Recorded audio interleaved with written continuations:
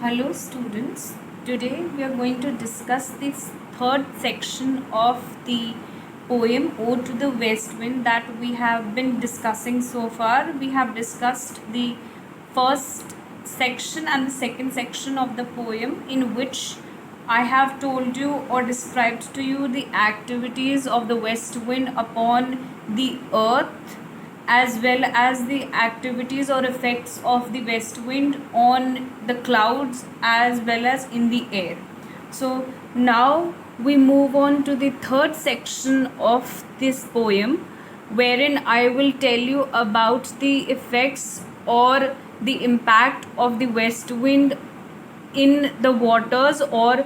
on the water bodies like the Mediterranean and the Atlantic Ocean. In the third section of the poem, while describing the effects and influences of the west wind and its power upon the water bodies like the Mediterranean Sea and the Atlantic Ocean, what Shelley has done, that it has stunningly and beautifully personified both the water bodies. Now, personification is a figure of speech in which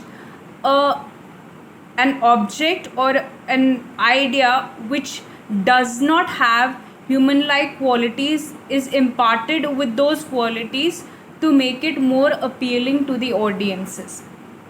So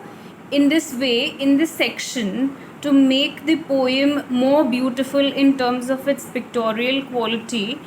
the poet has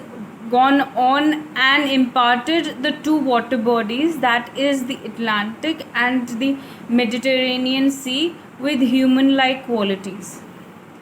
In the third section of the poem, the entire atmosphere of the section is built around the season of summer. So I want you to imagine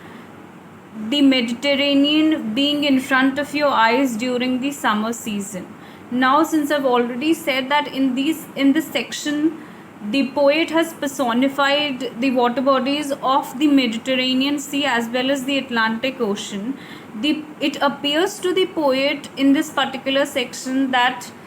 the Mediterranean Sea to him seems to be relaxing during a summer season as if it were on a vacation. In the third section, it appears to the poet that the Mediterranean Sea is relaxing on a certain summer day as its waters are very serene and calm at this point in time. That means it is referring to a moment in time prior to the appearance of the west wind. That means the west wind hasn't appeared yet. So in this visual, the poet says that before the arrival of the west wind, the waters of the Mediterranean seem to be very calm and composed, and it seems to him as if the Mediterranean Sea is relaxing on a calm summer day and peacefully dreaming all by itself in the Bias Bay. Ancient times was a destination which was a vacation spot for the Romans. So in the ancient times, Bias Bay, the place which, or the location to be specific, which the poet has mentioned, is a vacation spot. And while relaxing, the Atlantic seems to be dreaming of palaces and all the buildings and structures that are standing upon its surface. So I would like you to imagine, because this is a very beautiful comparison in my opinion, the poet has flipped the entire picture in the faces of the audiences and has gone on to say that it appears to him as though the buildings or the structures that are standing upon the Mediterranean, that means imagine there are buildings and structures on the side of the Mediterranean, that means on the shore of the Mediterranean, obviously there would be certain structures and buildings standing. So the poet wants us to imagine that the shadow or the silhouettes of those buildings seem to be casting upon the waters of the Mediterranean. So imagine that on a certain summer day, the shadows or the silhouettes of those buildings are shown into the waters of the Mediterranean, but the poet has flipped the entire picture and tried to instill our imagination in a way that to him it appears as though the Mediterranean, while relaxing upon the Pumice Island in the Bayes Bay, seems to be dreaming of those palaces and buildings that are standing upon its shore. So instead of telling us that the buildings are being reflected into the waters of the Mediterranean, the poet has described instead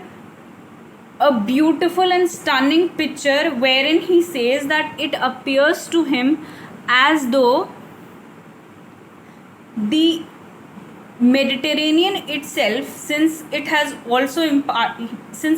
also imparted the Mediterranean with human-like qualities, so it appears to him as though the Mediterranean is dreaming of those buildings and palaces in his sleep while he is relaxing on the summer day. See how beautiful that imagery is. So this entire picture is constructed before the arrival of the west wind. That means west wind hasn't arrived yet. So this is the picture which the poet presents to us prior to the arrival of the west wind. That is, before the arrival of the west wind, it appears to him as though the Mediterranean Sea is relaxing peacefully and calmly on a certain summer day, as if it were on a vacation or it were on a holiday. But upon the arrival of the west wind, that is when the west wind arrives, the wind with its powerful approach and intensity manages to disturb the waters of the Mediterranean even. That means this is, notice the comparison and the juxtaposition of the ideas. That is, initially the waters of the Mediterranean were pictured to be very calm and composed, and it seemed to the poet as if the Mediterranean itself was relaxing and dreaming of palaces and structures that was standing on its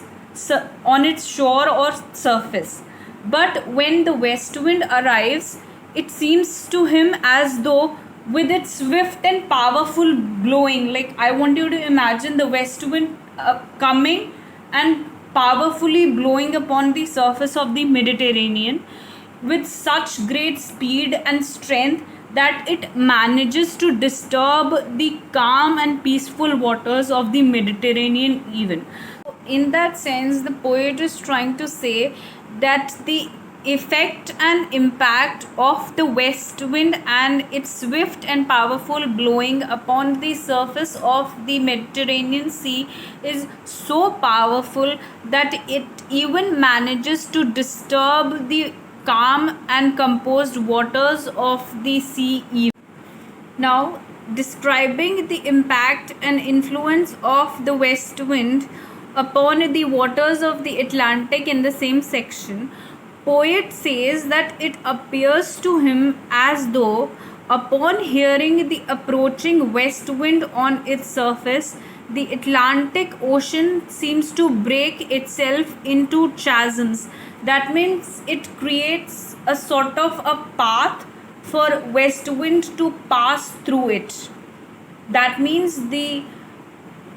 Atlantic Ocean is so fearful upon hearing the approach of the west wind that it breaks itself into a chasm and creates a sort of a path for it to pass through it peacefully and calmly as possible. In this particular section only, while talking about the effects of the west wind on the Atlantic Ocean, the poet further says that it appears to him as though the plants that are located beneath the surface of the Atlantic Ocean, upon hearing the approach of the west wind upon the surface of the Atlantic Ocean, that means notice that he has yet again imparted human like qualities to the plants that are located beneath the surface of the Atlantic Ocean even. So he says that the plants that are located within the Atlantic Ocean, that means in its beds, seem to grow fearful, so fearful of the approaching west wind that they tend to shed their leaves. That means they, in their fear, they seem to thrash here and there in order to escape from the west wind itself, and in that process and in that fearful state they tend to shed their leaves due to the nervousness and fearful activity and thrashing around. The reason why I'm wanting to bring the concluding sections of this poem, that is the section 4 and 5, separately to you is because after these sections, that means the first 3 sections in which we have discussed the effects of the west wind on earth, air and water respectively, the tone of the poem or the approach of the poet towards the west wind changes considerably. So there'll be a very emphatic and powerful shift in the tone and the atmosphere of the poem. That's why I would like to deal with those sections separately. So I'll be bringing the 4th and the 5th sections to and the concluding sections of the poem towards the end. Thank you.